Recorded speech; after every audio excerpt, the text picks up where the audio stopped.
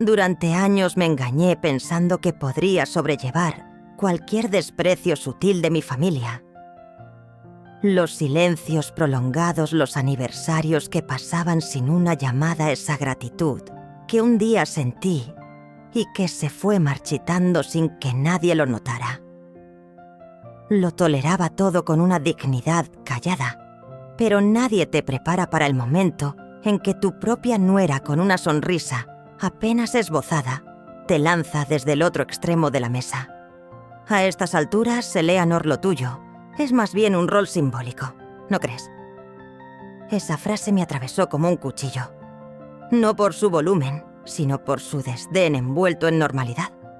Dicha con naturalidad, como si yo fuera una figura de porcelana, colocada con cuidado en una estantería decorativa, sí, pero prescindible. Recorrí la mesa con la mirada esperando que alguien alzara la voz por mí. Marcus, mi propio hijo, giraba su copa entre los dedos. Ava Lign ni siquiera me miró. Y la pequeña Emma, mi consuelo, mi pedacito de esperanza, ni siquiera levantó los ojos de su plato de lasaña. Fue entonces cuando lo comprendí. Para ellos, ya no era parte activa de esta familia. Me habían relegado al archivo polvoriento de sus memorias, a un pasado que preferían ignorar. Así que forcé una sonrisa, doblé con calma mi servilleta y murmuré una excusa antes del postre. El repiqueteo de los cubiertos en la vajilla me acompañó en mi retirada como una despedida fría. Nadie me llamó. Nadie me preguntó si estaba bien. Esa noche, sentada en el salón apagado de mi antigua casa de ladrillo, con las manos aferradas a una taza de té que se había enfriado sin que lo notara, no dejaba de oír esa palabra simbólica. Más que herida, más que decepción, sentí una claridad terrible, casi solemne. Al amanecer algo en mí se había resquebrajado. O quizá al fin se había activado. Recordé a James y el inicio de Todo Whitmore & Co., aquel sueño que levantamos juntos en un despacho improvisado sobre una ferretería de Roanoke. Entonces no teníamos ni un solo cliente, solo una máquina de escribir con una tecla espaciadora que se atascaba y un escritorio que improvisamos con una puerta vieja y 2 caballetes. Él era el carisma, el encantador de serpientes que soñaba sin mirar las cifras.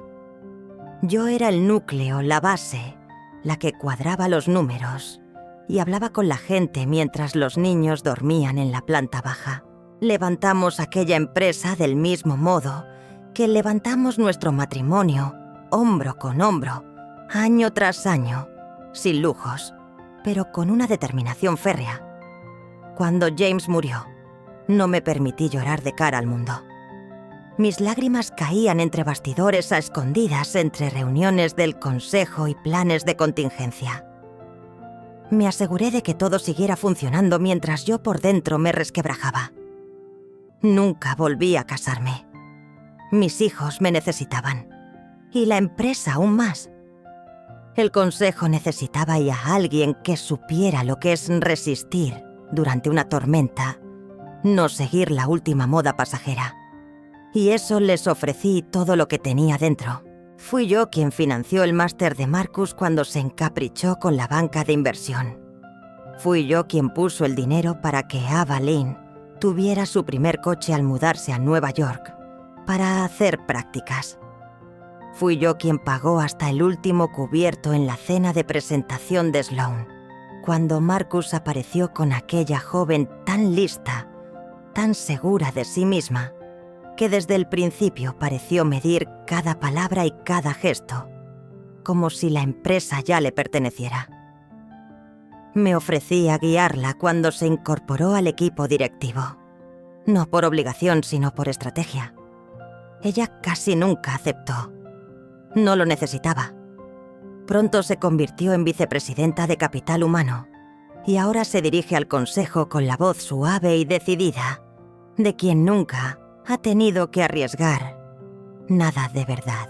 Camina por los pasillos que yo ayudé a construir como si hubieran sido diseñados para ella. como si el sudor, las noches sin dormir y los años de renuncia fueran un simple decorado. Y en algún momento no sabría decir cuándo exactamente dejaron de contar conmigo. En las reuniones es Marcus quien habla en nombre del equipo. Sloane despliega las estrategias como si ya estuvieran selladas inamovibles. En los documentos ya no soy la CEO. Soy simplemente Eleanor.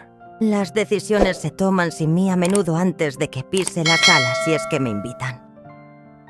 La semana pasada, durante la revisión del trimestre, me pidieron amablemente que saliera para que el equipo joven pudiera hablar con libertad. No pronuncié palabra.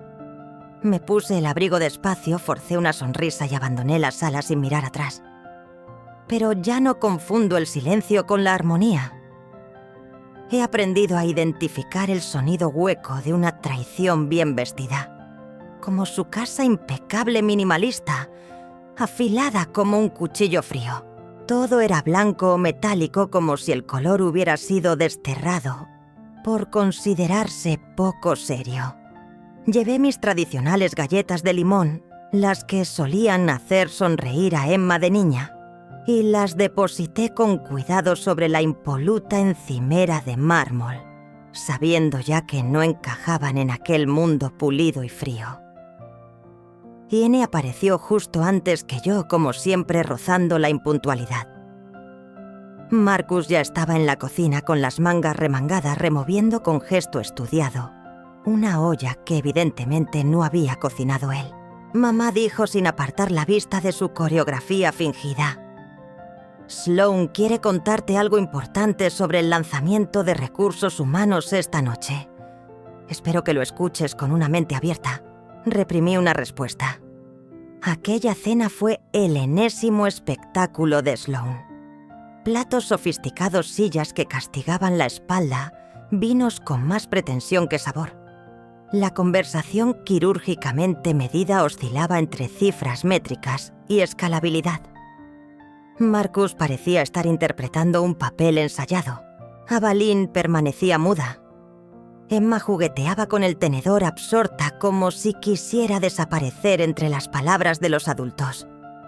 Cuando Sloane empezó a exponer su propuesta de reestructuración de los beneficios heredados, esperé a que acabara. Luego me incliné hacia adelante con serenidad. «Propongo que hagamos una pausa», dije despacio. El lenguaje con el que se está abordando la reconversión de las jubilaciones es ambiguo, y las encuestas internas revelan inquietudes que aún no hemos resuelto. Nuestra reputación se construyó sobre la confianza. Si empezamos a tocar los beneficios comprometidos... Sloane me interrumpió con una sonrisa tan vacía como premeditada. «Eleanor, agradezco tu punto de vista, pero ya no estamos en los años 80. Los trabajadores actuales buscan flexibilidad, no pensiones desmesuradas. Además, a estas alturas, tu papel es más bien decorativo. ¿No crees?», lo dijo como si fuera un chiste. Un chiste banal servido entre el pato lacado y la ensalada de quinoa ecológica. La mesa se congeló. Marcus se ajustó el gemelo con torpeza. Avaline se aferró a su servilleta como a una cuerda invisible.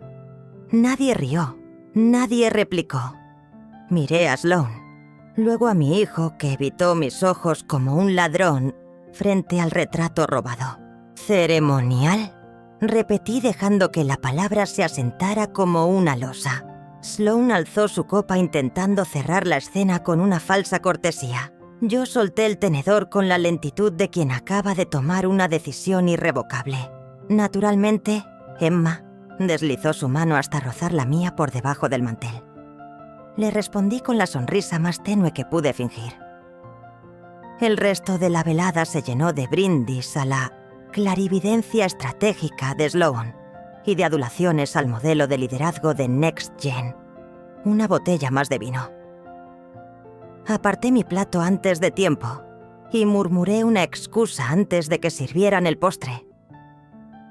En el vestíbulo tomé mi abrigo, que seguía colgado con esmero en el mismo gancho donde lo había dejado horas antes, Detrás de mí escuché una carcajada contenida de Sloane. Abrí la puerta y me adentré en la noche sin volver la vista, ni pronunciar una despedida. No concilié el sueño en toda la madrugada. Me quedé inmóvil sobre la colcha que James y yo escogimos juntos hace 3 décadas, contemplando el techo ensombrecido, con una palabra dando vueltas en mi mente como un cuervo obstinado que se niega a posarse. Ceremonial. La susurré al vacío de la habitación. Dejé que el eco de la palabra descendiera por mi garganta como ceniza antigua. Recordé aquellas noches en las que James y yo compartíamos el peso del proyecto hombro con hombro. La mesa del comedor era un mar de documentos y hojas arrugadas, nuestras manos, manchadas de tinta, esfuerzo y futuro. Solía decir que yo era la columna vertebral de todo aquello, que sin mí todo se desplomaría, incluso él mismo. Poco antes del final, cuando su aliento ya era frágil y sus manos apenas podían sostener un bolígrafo, me miró a los ojos y me dijo: «No permitas que te borren, Nora. Lo diste todo. No dejes que lo olviden». En aquel instante no quise hacerle caso. Eran nuestros hijos. Estaba segura de que lo sabían. Pero ahora ya no podía afirmarlo con certeza. Me incorporé poco después de las 4 de la mañana. Del fondo del armario saqué la americana azul marino que llevé el día que hicimos nuestra primera presentación comercial en 1989. Me la abroché por encima del camisón con manos decididas. Me coloqué frente al espejo. No miré las canas ni las arrugas suaves, sino la firmeza de mi mandíbula. Me daban por vencida por cómo me quedaba la ropa por mi silencio. Pero no habían comprendido nada. Crucé el pasillo hasta llegar a mi antiguo estudio. Encendí la lámpara del escritorio y abrí el cajón con cerradura que no había tocado en más de una década. Allí estaban las carpetas. Contratos amarillentos, actas notariales, los documentos originales de propiedad, los derechos de voto. Me temblaban las manos al repasarlos, no por temor, sino por todo lo que volvían a despertarme. No pensaban borrarme tan pronto. Y desde luego no iba a Cestay a dejar que lo hicieran a su manera. Aún no, nunca por ellos. Al despuntar el alba ya estaba en la oficina. Nadie contaba conmigo un lunes antes de las 7, pero necesitaba la quietud cruda del lugar, el rumor de los sistemas encendiéndose, el zumbido tenue de la maquinaria, despertando a mi ritmo. Jorge apareció 15 minutos después con su café gigante de siempre y una carpeta bien sujeta bajo el brazo. «Te has adelantado», comentó con una ceja alzada, más curioso que preocupado. «Tú también», respondí sin mirarle mientras él dejaba escapar una sonrisa escéptica. «Sonabas distinta por teléfono». Le hice un gesto breve con la mano para que pasara. «Necesito absolutamente todo. Los informes de la Junta de los últimos 6 trimestres, los gastos detallados de recursos humanos y el documento de derecho a voto. Sin filtros, sin maquillaje, ni parpadeo». Asintió con un entendido seco y se marchó. A las 9 Lucinda llamó a la puerta. Había sido nuestra directora financiera durante más de 20 años. Había sobrevivido a 3 recesiones, a un ciberataque devastador y a un intento de absorción hostil sin perder nunca los nervios. Confiaba más en ella que en mis propios primos. «Cierra», le dije en cuanto entró. Se sentó con lentitud, escudriñándome con una mezcla de duda y resignación. «¿Estás preparando algo?» «Me lo temía», murmuró. Empujé por la mesa una copia de la última presentación de Sloane. Las cifras eran una farsa. La supuesta mejora del 5% en satisfacción de HH. Justo después de recortar la mitad de las prestaciones, Lucinda bufó por la nariz y sin decir más abrió su libreta. Yo tampoco quería mezclarme, no sin necesidad. pero sí ha manipulado las respuestas, combinado formularios, jugado con los pesos para fabricar un resultado favorable. Es listo, pero es una artimaña. Sentí una presión abrasadora en el pecho.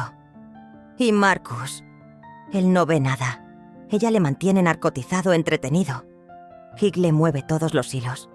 Le sirve exactamente lo que quiere oír. ¿Conservo la mayoría?, pregunté. Lucinda no respondió, pero Jorge entró en ese momento con una nueva carpeta en la mano. «Entusias 61%», dijo sin rodeos. «Nunca reconfiguraste tu paquete de acciones tras la muerte de James. Todo seguía a mi nombre». Había revisado las cifras una por una. Datos nítidos, demoledores. Poder que no llamaba la atención, pero que estaba ahí, sólido. Pensaron que era un simple gesto. Murmuré. Lucinda esbozó una sonrisa contenida. «Se les olvidó quién eres». Cerré la carpeta con firmeza, me incorporé con calma y alisé el dobladillo de mi americana. Esta vez la mano no me temblaba. «Bien, recordémosles que la reunión de visión estratégica está fijada para el jueves a las 10:00. Lo descubrí gracias a Jorge, que lo encontró escondido en el calendario interno, bajo un eufemismo ridículo, alineación de liderazgo. Ni invitación, ni correo, ni cortesía mínima. Me presenté antes de tiempo. La sala ya estaba casi llena cuando crucé el umbral. Marcus interrumpió su discurso. La sonrisa de Sloane surgió de inmediato. Ensayada. Eleanor dijo con falsa ligereza. «Te has adelantado». «No me convocaron», respondí y tomé asiento como si fuera mi sala. El silencio cayó como un velo espeso.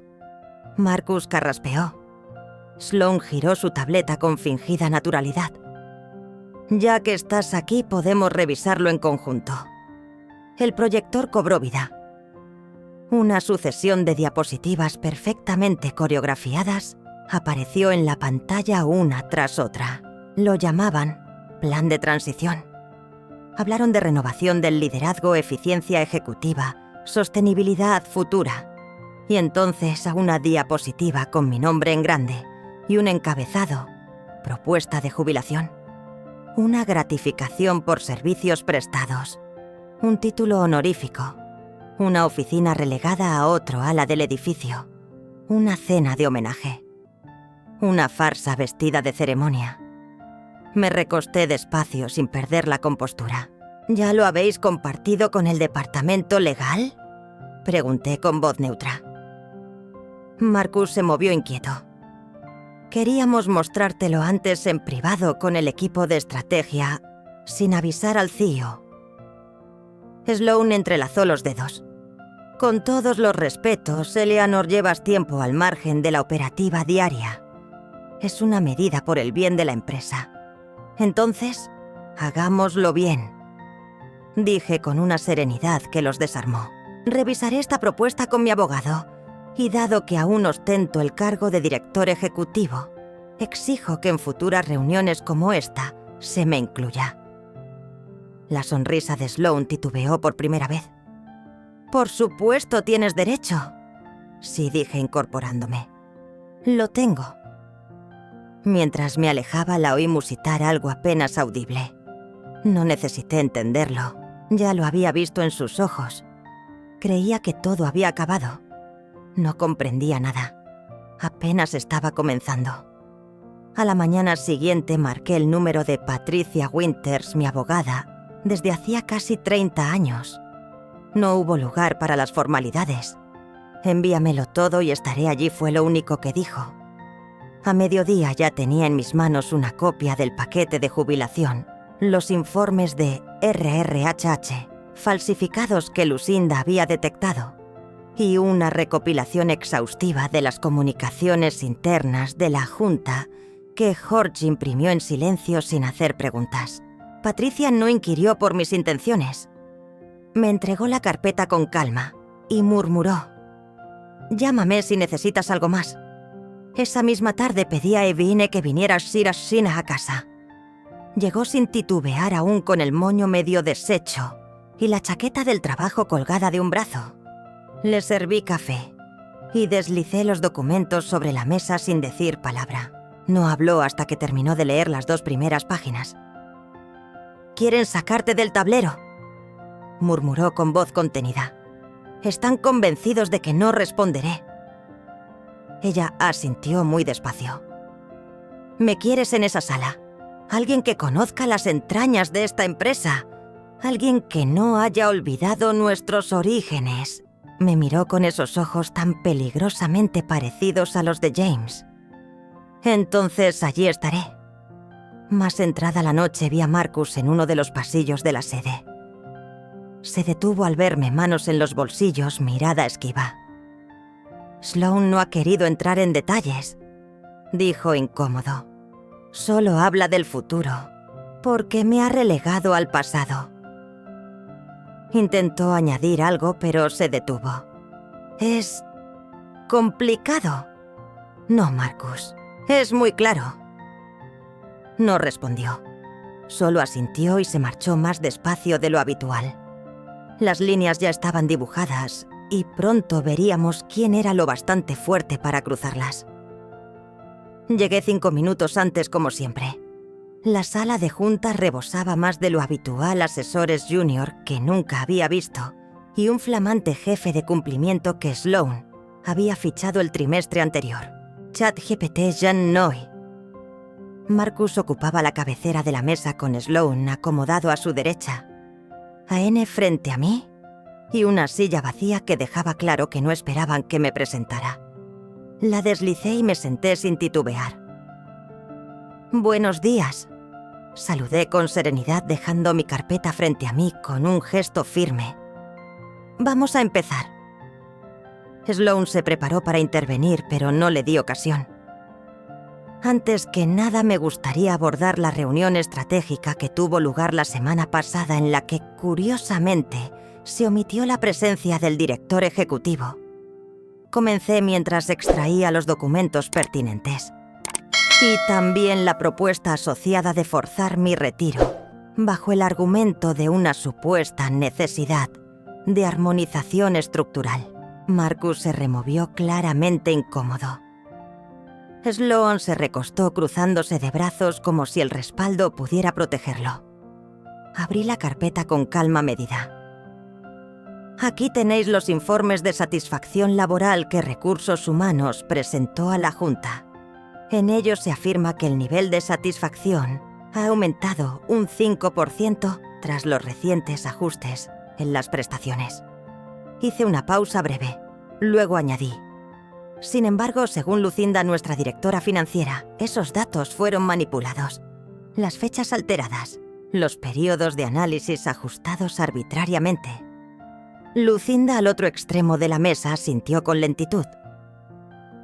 «Puedo corroborar», dijo con voz clara, que las modificaciones se efectuaron por orden directa del vicepresidente de Capital Humano, sin revisión previa ni autorización legal. Pasé entonces al siguiente documento, el aire cargado de tensión. Además, la propuesta de mi jubilación anticipada da por hecho que la Junta ya votó al respecto. Pero eso no ha sucedido. Ese punto nunca se incluyó en el orden del día. Me detuve a propósito. Ninguna mirada se sostenía en la mía. Sin deliberación formal, sin opinión jurídica, solo coerción y resultados impuestos. Aguardé un par de segundos, luego cerré la carpeta con un clic seco. Como accionista mayoritario y director ejecutivo interino, propongo lo siguiente.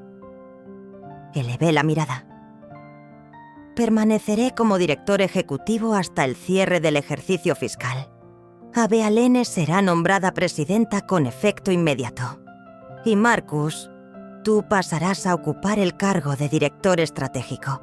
Y entonces el silencio fue más elocuente que cualquier protesta. Sloane me volvía hacia ella mientras los documentos se apilaban frente a mí. Ahora me enfrentan con una elección dimitir por voluntad propia, o afrontar una investigación oficial por conducta inapropiada dentro del departamento. Sloane tensó la mandíbula en un intento inútil de mantener el control. «¡Estás faroleando!», espetó con una pizca de miedo que apenas disimuló. Lucinda deslizó otro sobre por la mesa con precisión quirúrgica. La auditoría ya está en marcha. Marcus nos observaba demudado sin saber si sentarse o salir corriendo. Avaline se inclinó hacia adelante. Su voz era una línea recta, firme, templada. «Aquí no se destruye nada. Estamos devolviendo el orden a aquello que jamás debió haberse corrompido». El silencio se apoderó de la sala como una corriente eléctrica contenida. Uno a uno los miembros del consejo empezaron a sentir lentamente como si algo dentro de ellos despertara. Thomas Wills, el decano del grupo, fue el primero en hablar. Secundó la moción. Los demás lo siguieron como fichas de dominó. Sloane permaneció quieta con la mirada afilada sin pronunciar palabra. La decisión estaba tomada. No se necesitó levantar la voz ni golpear la mesa. Bastó con los hechos y con el valor de enfrentarlos sin titubear. Menos de 48 horas después, la dimisión de Sloane era oficial. No se dignó a dar la cara. Envió un correo meticulosamente redactado plagado de excusas filosóficas y promesas vagas de nuevos comienzos. Ni una disculpa, ni una pizca de reconocimiento. Solo un corte torpe cobarde. Marcus, por su parte, apenas habló. Se presentó en mi despacho a la mañana siguiente con las manos hundidas en los bolsillos y la mirada perdida tras el cristal, como si hubiese olvidado en qué ciudad vivía. Cuando finalmente rompió el silencio, su voz sonó hueca. «Saldrá bien parada. Siempre lo hace». Asentí. «Tiene ese talento». No dijo nada más. Se marchó y la puerta se cerró con un leve chasquido, como si aún quedase algo por decir. A.N. se instaló en su nueva oficina sin aspavientos, con la serenidad de quien sabe que ha llegado para quedarse. El personal que antes apenas la registraba, ahora la recibía con una mezcla de respeto y cautela. Lucinda y yo compartimos cada mañana revisando informes, corrigiendo procesos, reordenando lo que Sloane dejó en ruinas.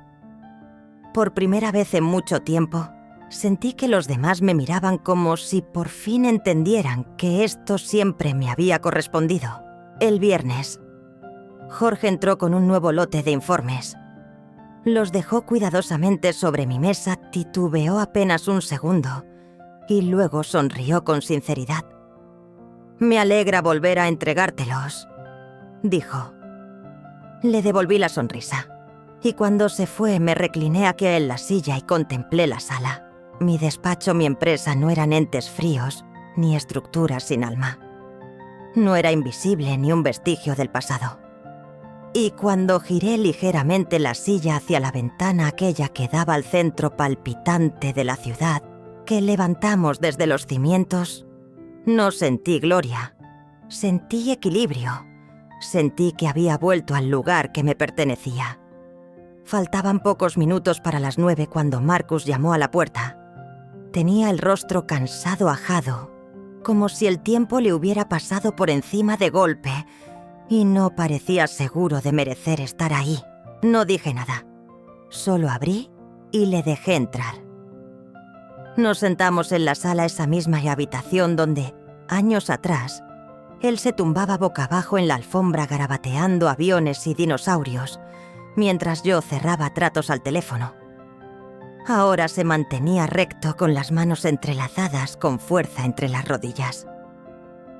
«Nunca fue algo premeditado», murmuró.